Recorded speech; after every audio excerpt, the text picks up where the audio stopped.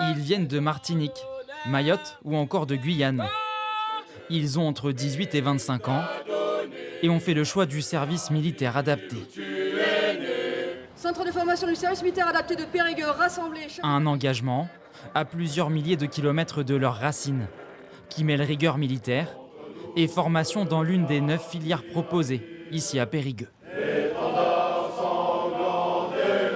Parmi eux, Théo, 24 ans. Il vient de La Réunion et prépare un CAP en restauration. La cuisine, c'est avant tout une passion, mais à la base, je ne voulais pas forcément travailler dans ce milieu.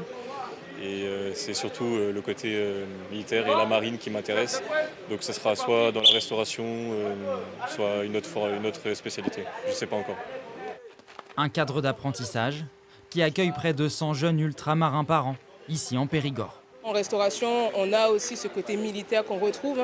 On parle de brigade, quand on parle d'une équipe de cuisine, on a un chef, on a des subordonnés, chacun a sa place et tout est orchestré par un chef et chacun a sa place et ses responsabilités. Donc mine de rien, la cuisine, la restauration a aussi son petit côté militaire à sa manière.